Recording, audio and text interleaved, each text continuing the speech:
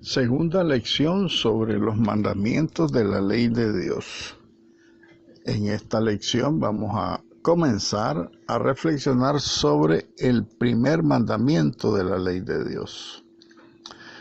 El mandamiento de la ley de Dios dice en el primer artículo del numeral 2083 del Catecismo, hace una definición contenida en la Sagrada Escritura, en el libro del Éxodo, del Deuteronomio y también del Evangelio de San Mateo, capítulo 4. Vamos a ponernos en las manos de la Santísima Virgen María, nuestra Madre, en este mes de María, para que ella nos regale la gracia de la pureza de nuestra alma, de nuestra mente y de nuestro corazón, para comprender la palabra del Señor. Bendita sea tu pureza y eternamente lo sea, pues todo un Dios se recrea en tan graciosa belleza. A ti, celestial princesa, Virgen Sagrada María, yo te ofrezco en este día alma, vida y corazón. Mírame con compasión, no me dejes, Madre mía. Amén. Bien, el mandamiento de la ley de Dios no tiene solamente una implicancia con el amor a Dios. El Catecismo señala 4 implicaciones y las desarrolla de una manera amplísima. Las 4 aplicaciones las vamos a ver una vez que leamos entonces este texto de la Sagrada Escritura a la que nos refiere el Catecismo de la Iglesia Católica.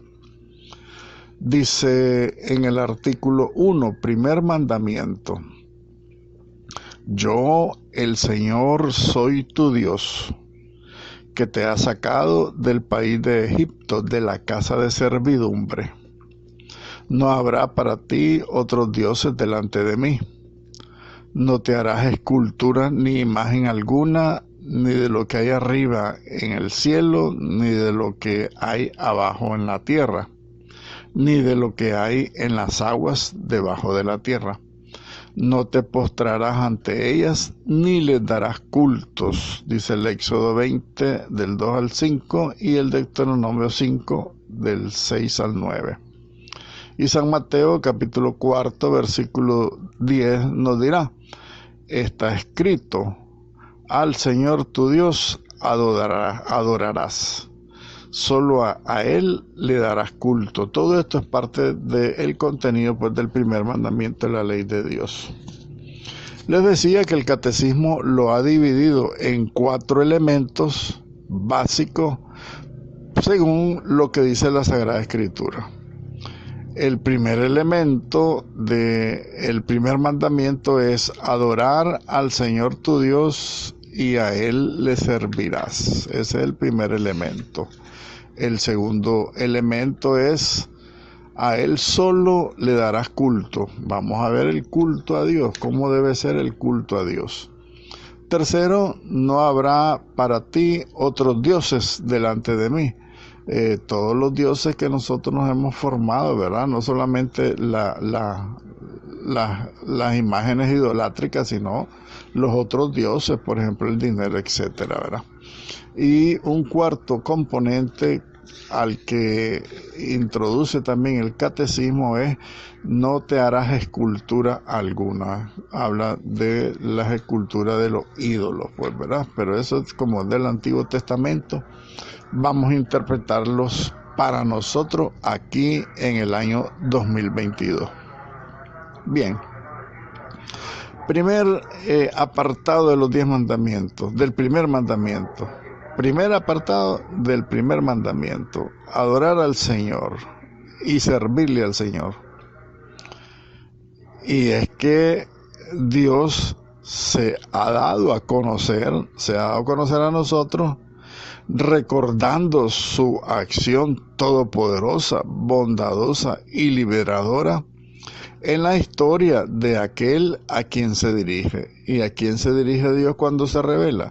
En primer lugar al pueblo de Israel, ¿verdad? Pero también a todos nosotros, su nuevo pueblo. Nosotros somos el nuevo pueblo de Dios, la iglesia. Entonces se dirige también a nosotros esta manifestación, esta revelación de Dios, que nos recuerda que su acción todopoderosa y liberadora nos ha sacado, pues, para los israelitas, los ha sacado del país de Egipto, de la casa de servidumbre. Para nosotros nos ha liberado del pecado y de la muerte.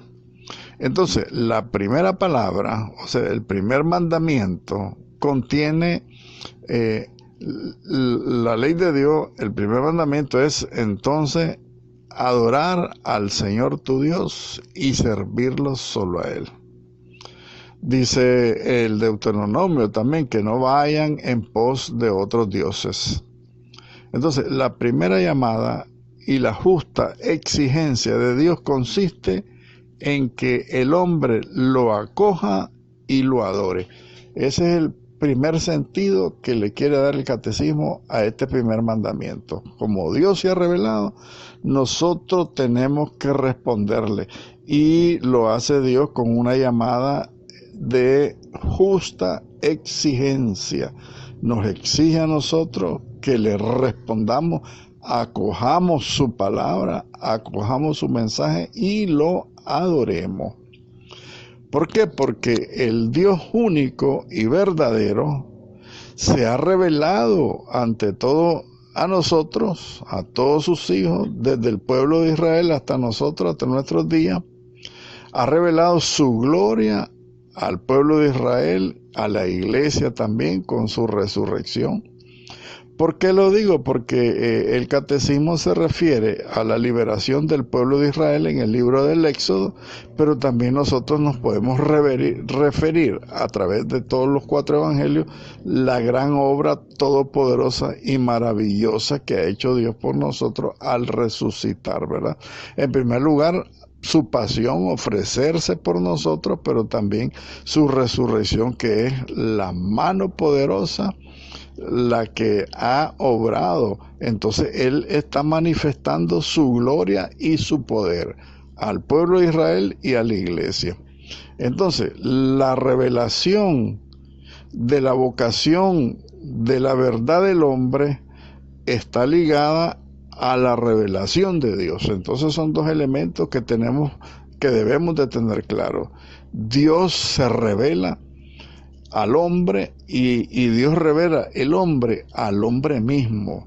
Son palabras como rebuscadas que utiliza el Concilio Vaticano II, pero en la medida que la vayamos comprendiendo, nos vamos a ir dando cuenta, pues, de la grandeza, de la magnanimidad que tiene la gloria de Dios, ¿verdad? La gloria de Dios, que somos todos nosotros. Nosotros somos la gloria de Dios, y lo dijo Jesucristo.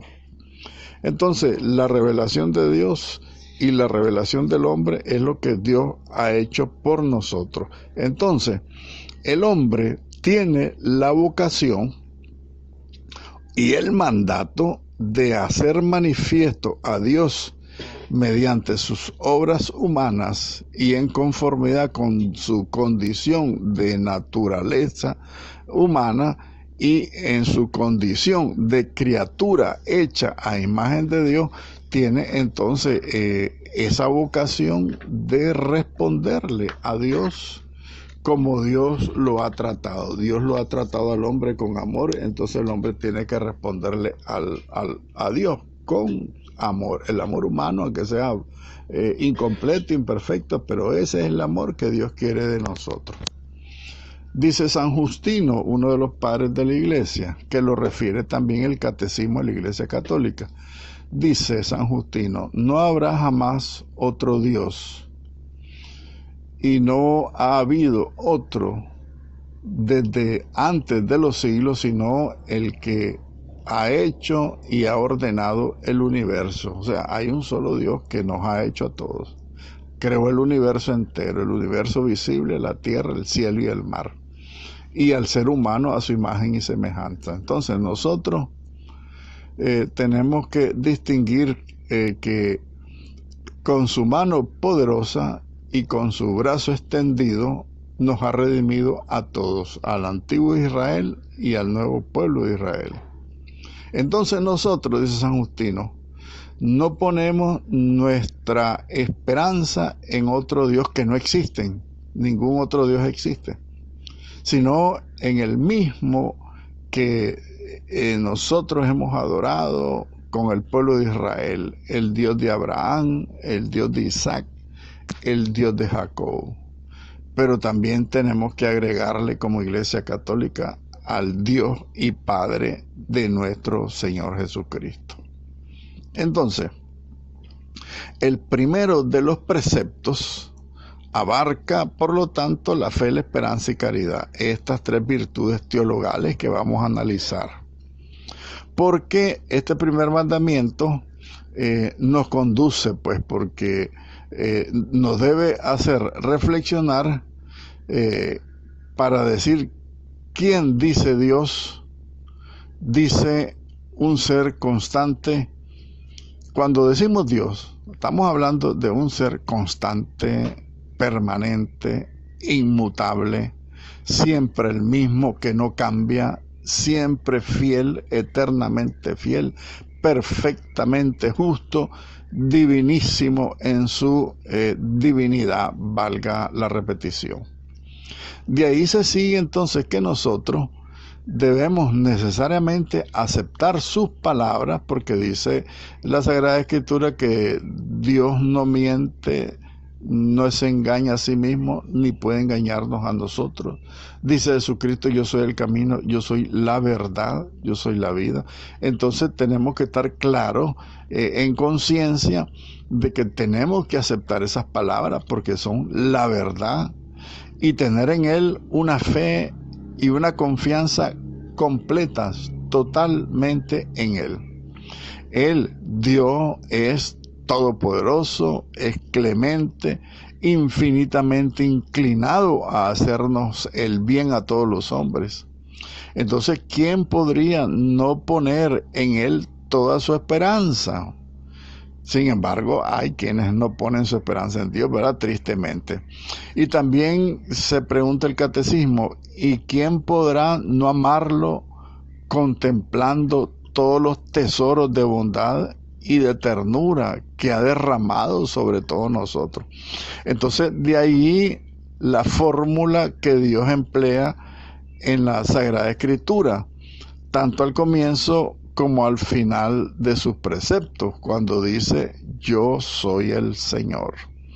Ese yo soy el Señor, el yo soy, ya sabemos el significado de la palabra el yo soy, el Dios que es, que existe, que existirá siempre y desde siempre, y por el cual vivimos nosotros, como le dijo la Santísima Virgen María de Guadalupe a Juan Diego: yo soy la madre del Dios por quien se vive. Es una cosa hermosísima lo que dice la Santísima Virgen María cuando revela su relación con Dios, el Dios por quien se vive, ¿verdad? El yo soy del Antiguo Testamento, el Yahvé. Bien, la fe. Vamos a ver las tres virtudes teologales que son parte, elemento esencial, pues, de esta adoración a Dios.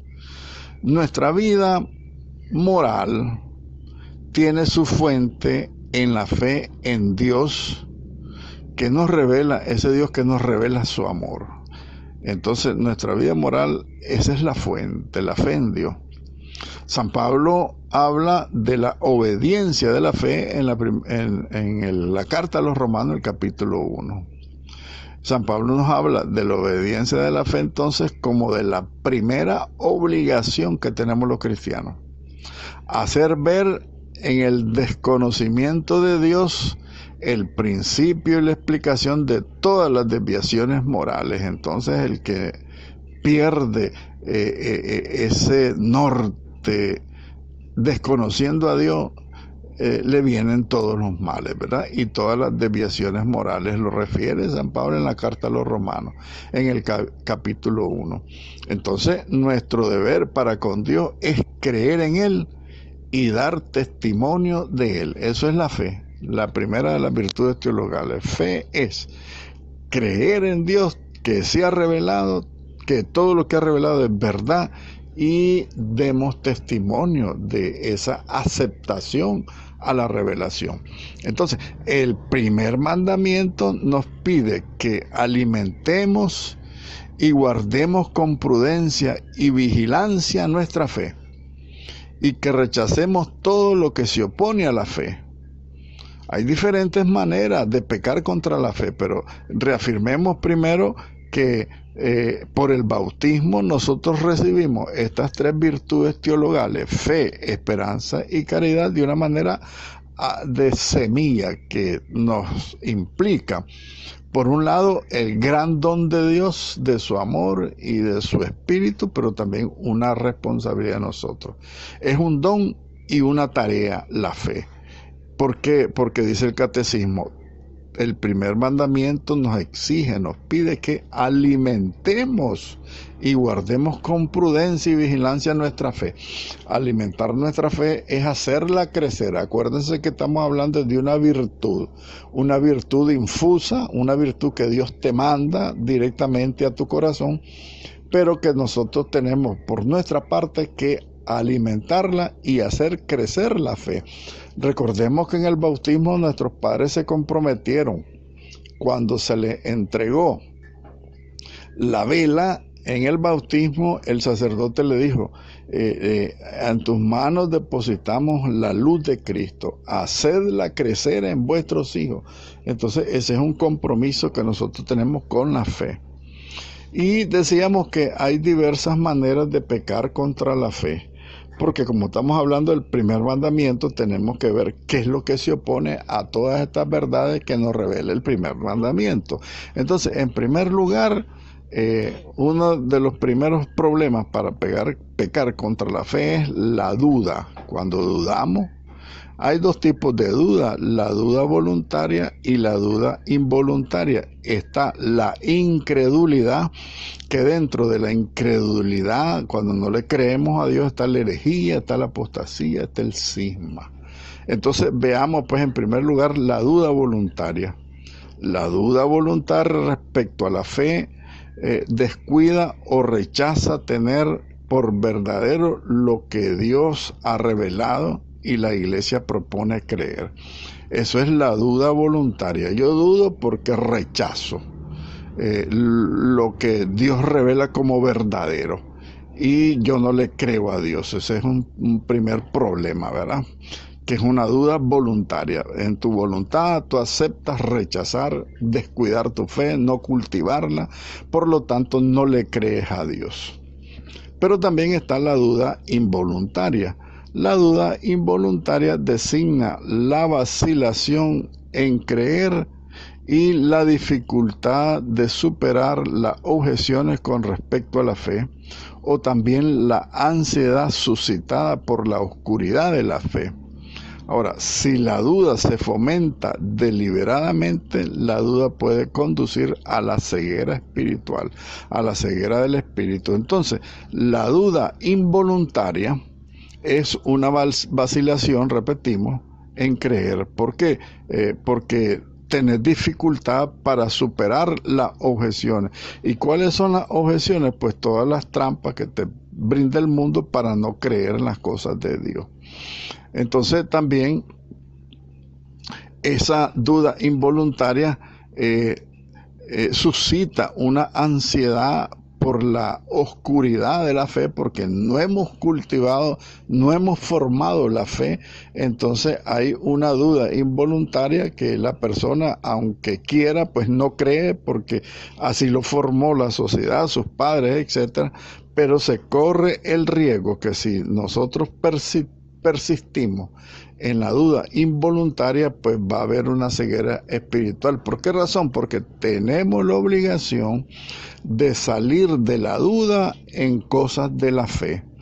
Y ese es el gran problema que tenemos con la herejía, con los cismas que están sucediendo hoy por hoy en la iglesia. Que la gente no quiere salir de la duda de su fe. Porque recordemos que la fe es un acto de la voluntad propio de cada uno de los seres humanos. Cada quien tiene que responderle a Dios con su propia conciencia y con su propia libertad. Entonces, el que no quiere salir de la duda, pues caerá en la ceguera espiritual, que eso va a ser peor para después, porque después ya no se va a poder levantar. Es el gran problema que tienen los hermanos separados, ¿verdad? Que por la duda, a lo mejor involuntaria si ustedes quieren, pero no tienen ninguna voluntad de salir de la duda, porque tienen muchos prejuicios en contra de la iglesia. Entonces ellos se vuelven ciegos espiritualmente, porque la Sagrada Escritura lo dice, pues. Un ciego no puede guiar a otro ciego. Avancemos. Numeral 2089. Yo voy leyendo y voy meditando cada numeral del catecismo. Si tienen el catecismo a mano sería ideal, porque ahí van subrayando, ahí van marcando, ahí van poniendo. Yo les mandé el catecismo. Pueden imprimir la parte de los mandamientos y ahí pues pueden ir subrayando y poniendo todos los comentarios que ustedes quieran, porque de esa manera van a irse enriqueciendo y conociendo la profundidad que tiene cada uno de los 10 mandamientos. Bien, 2089 les decía, ¿verdad? La incredulidad, o sea, el que no cree, es el desprecio, el menosprecio de la verdad revelada por Dios. Yo soy el camino, la verdad y la vida, dice Jesús. Jesús es la verdad. Jesús nunca se engañó y nunca nos va a engañar. Por eso nosotros debemos de creer a la revelación, a la verdad revelada. Entonces, la incredulidad es despreciar esa verdad revelada, rechazarla voluntariamente y negarle la aceptación. ¿Verdad? Eso es la incredulidad. No creo, rechazo, no acepto. Eso es el rechazo voluntario a la verdad revelada. Otro punto es la herejía. La herejía es otra incredulidad también. Es la negación pertinaz o persistente después de recibido el bautismo de una verdad que ha de creerse con fe divina y católica. Hay todos los dogmas que tiene la iglesia, toda la doctrina de la iglesia. Después del bautismo tenemos obligación de creer, porque son verdades de fe divinamente reveladas y católicas. Y la palabra católica tenemos que entenderla que es universal, una verdad divinamente revelada y universal, quiere decir para toditos los seres humanos, incluidos los no bautizados, tienen la obligación de creerla, pero como no la creen, ni modo, ¿verdad? Pero para nosotros los bautizados sí tenemos una doble responsabilidad: creer todas las verdades divinamente reveladas y católicas. Y la herejía es rechazar, negar pertinazmente, o sea, insistentemente negar las verdades de fe católica. Y esa duda pertinaz sobre la misma, pues mantenerla, eso significa pues no querer salir de la herejía. Bien, la apostasía es el rechazo total de la fe cristiana. Los apóstatas son los que reniegan de toda la doctrina divinamente revelada y católica. Ese es el apóstata, el que reniega de sí mismo. Por ejemplo, el católico que se sale de la iglesia católica y se mete a los protestantes y se vuelve a bautizar por los protestantes, ese católico o ex católico comete el pecado de apostasía, porque reniega y apostata sobre el sacramento del bautismo, que no se puede recibir más que una sola vez en la vida. El bautismo no es para estarse bautizando en cualquier iglesia que van llegando, sino que el bautismo es una gracia de Dios, aún habiendo sido pecadores, que Dios se nos regala, nos infunde su Espíritu Santo, y por eso se recibe una sola vez. Y volver a recibir el bautismo es dudar de la fe en el bautismo divinamente revelado y católico y volverse a bautizar. Reniegan contra el bautismo, por lo tanto cometen sacrilegio contra el sacramento mismo del bautismo. Son sacrílegos, aparte de apóstatas y sectarios y herejes, ¿verdad? Otro problema de la incredulidad es el cisma. Es el rechazo a la sujeción del sumo pontífice y el rechazo de la comunión con los miembros de toda la iglesia sometida al sumo pontífice. El caso típico que estamos viviendo es el camino sinodal que está viviendo Alemania, por medio del cual pues están rechazando el primado del sumo pontífice, o sea que el Papa es el que tiene la última palabra en cuestiones de fe y de moral. Entonces el cisma es un rechazo a estar sujeto al sumo pontífice y a todos los miembros de la iglesia sujetos al Papa, y lo dice el derecho canónico en el canon número 751, aquí lo refiere el catecismo. Entonces esos son los males contra la fe, ¿verdad? Lo importante de la fe y los males que destruyen la fe. La segunda virtud teologal es la esperanza. Cuando Dios se revela y llama al hombre, el hombre no puede responder plenamente al amor divino por sus propias fuerzas.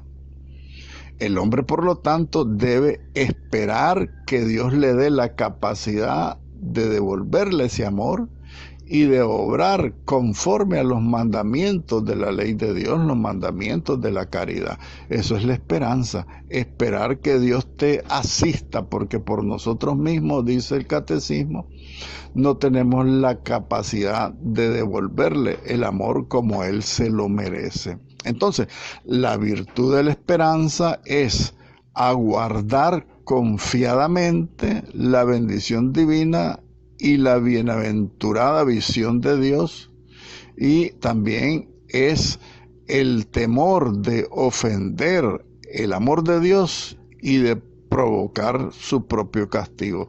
Eso es la esperanza, ¿verdad? Es esperar en Dios. ¿Por qué razón? Porque nosotros no tenemos la plena capacidad para responderle a Dios como Él se lo merece. Entonces tenemos que esperar de Dios, en primer lugar, su bendición. Esto es el don de su Espíritu Santo que nos capacita para amarlo, y también esperar que logremos la visión beatífica, o sea, la salvación eterna por medio de Él. Porque nosotros no nos podemos salvar a nosotros mismos. Y este es uno de los males que tiene y de los pecados que se cometen contra la virtud de la esperanza. Porque fíjense bien que el primer mandamiento de la ley de Dios, entonces, cuando habla de la virtud de la esperanza, se refiere también a los pecados que están contra esta virtud de la esperanza. ¿Y cuáles son estos pecados contra la virtud de la esperanza? Es la desesperación y es la presunción. Son los dos extremos. El extremo de la laxibilidad de la conciencia y la otra contraria a la esperanza, que es la presunción, ¿verdad? Desesperarse o presumir son dos palabras que debemos analizar.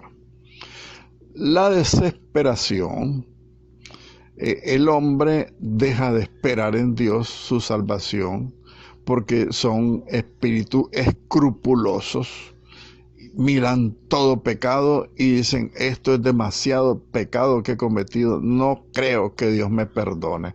Eso es desesperarse, ¿verdad? Ahora, el auxilio para llegar a la esperanza y al perdón de los pecados es, pues, correcto, esperar en Dios definitivamente.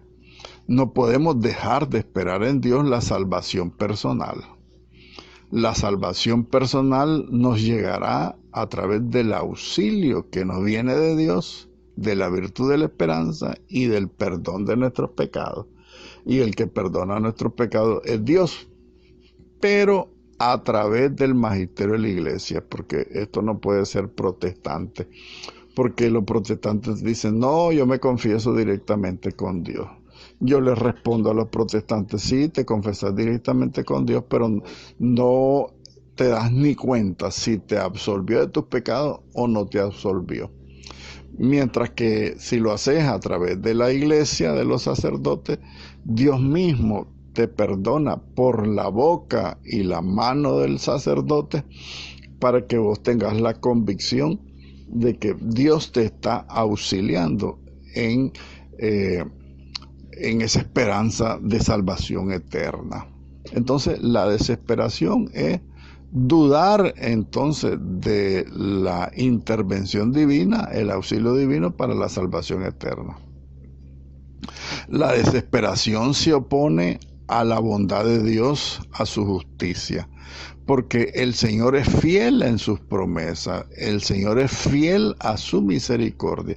Entonces, la desesperación es dudar, ¿verdad? O sea, implica la misma fe, no crees en la bondad de Dios, en la fidelidad de Dios, no crees en la misericordia de Dios.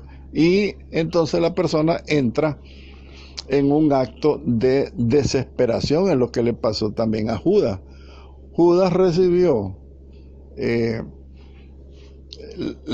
remordimiento de su conciencia, devolvió lo que había cobrado, pero no tuvo confianza en Dios. Él dijo, este pecado es demasiado grande, me desespero y me cuelgo, me corto, me quito la vida. Eso es lo que le pasó a Judas, y eso es lo que le pasa a los que se suicidan. Pierden la confianza en Dios y se desesperan porque no creen que Dios pueda perdonar los pecados.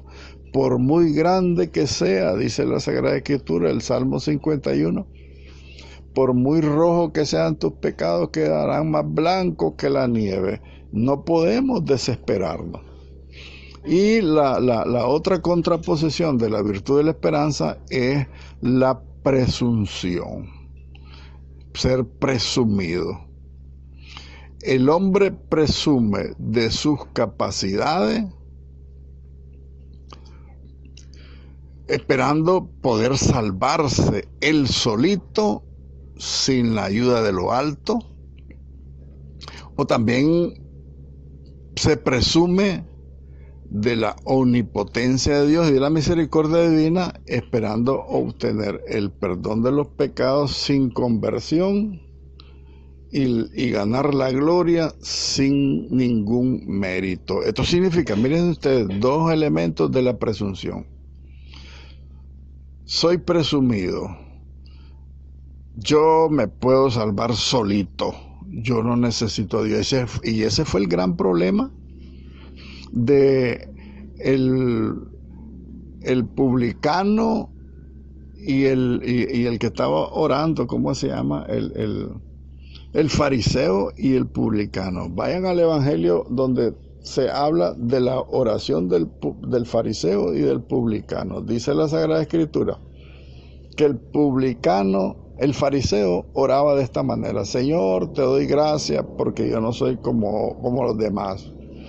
Yo pago mi impuesto, yo doy mi contribución al templo, no soy malo y no soy como ese que está ahí, ¿verdad? El publicano, ¿verdad? Entonces el fariseo está diciéndole a Dios: voy a poner mis palabras en lo que dice el fariseo. El fariseo le dice a Dios: mira, Dios, yo pago todo lo que vos exigís, así que no te debo nada. Yo por eso soy bueno. Porque yo soy bueno y yo te pago todo lo que vos querés, por eso me voy a salvar. Eso es lo que decía el fariseo. ¿Y cuál es la conclusión a la que sale este pasaje de la oración del fariseo y el publicano? Dice el Evangelio que el fariseo no salió justificado de su oración. Sin embargo, el publicano sí salió justificado, o sea, sí salió perdonado de sus pecados porque no era presumido. Ese es el gran problema de la presunción, ¿verdad? Que yo me voy a salvar porque yo soy bueno, porque yo cumplo, yo te pago todo y ya no te debo nada. Eso le está diciendo a Dios el presuntuoso, el que cree en sus propias capacidades. Pero hay otro problema de la presunción. Yo me confío demasiado de la bondad y de la misericordia de Dios y por eso sigo pecando. Sí voy a cometer este pecado, la misericordia de Dios después me va a perdonar. Entonces no hay ningún espíritu, ningún deseo de conversión. Entonces ese es otro mal de la presunción, creerse que porque Dios es bueno, ahí después me va a salvar, ¿verdad? Yo me voy a confesar hasta un día antes que me vaya a morir, porque yo quiero seguir pecando. Dios es bueno y Dios me va a perdonar. Eso es presumir, y es un pecado contra la virtud de la esperanza, porque nosotros tenemos que esperar en Dios, porque Él es el que nos hace todo. Él nos va a salvar, Él nos va a liberar, Él nos va a fortalecer, porque por nosotros mismos no podemos hacer nada. Ya lo decíamos en la clase anterior, que le dice Jesucristo a sus discípulos: manténganse unidos a mí, yo soy la vid y ustedes son los sarmientos. El que se separa de mí no da fruto. La rama que se seca se corta del árbol, pero el que permanece en mí sí da mucho fruto. Entonces, la virtud de la esperanza es plena y total y ciega confianza en que Dios me va a salvar, en que Dios me ama, porque Él es infinitamente bondadoso y todopoderoso y misericordioso, pero sin presumir y sin desesperarse. Bien, avancemos a la virtud teologal de la caridad. La palabra caridad significa el amor.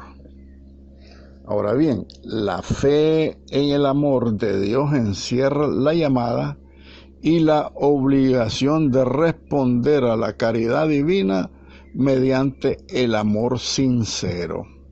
El primer mandamiento de la ley de Dios entonces nos ordena amar a Dios sobre todas las cosas y amar a las criaturas porque son criaturas de Él, a causa de Él.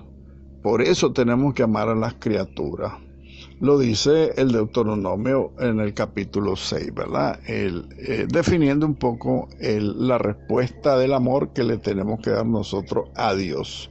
Ese amor con que Él nos amó y que nosotros le debemos de corresponder con un amor sincero. Miren la palabra sincero, aquí hay que interpretarla de la siguiente manera. Sabemos que el amor divino es infinito, todopoderoso y eterno. Pero sabemos que el amor humano es finito, es limitado, es pobre y es egoísta. Sin embargo, dice el Catecismo de la Iglesia Católica que nosotros tenemos que responderle con un amor sincero. Eso significa que, por lo menos yo se lo digo al Señor: Señor, yo te amo, así como le dijo Pedro, ¿verdad? Pedro, ¿me ama?, le dice Jesús, y Pedro le contestaba: sí, Señor, tú sabes que te amo, tú sabes que te quiero. Entonces es una respuesta sincera la que le tenemos que dar a Dios. Y como les digo, yo siempre le digo al Señor: mira, Señor, yo te quiero, vos sabes que te quiero, pero mi amor es bien chiquito, es pobrecito mi amor, a veces mi amor para ti es egoísta. Ayúdame a aumentar ese amor para yo amarte como vos te lo mereces, porque nunca el amor del ser humano va a llegar a la plenitud del amor que Dios nos exige, porque Él sabe que somos limitados, somos seres humanos pobres, mendigos, somos inútiles y egoístas también, porque a veces amamos por intereses, ¿verdad? Entonces el Señor quiere que ese amor, aunque sea chiquito, ese amor humano sea sincero.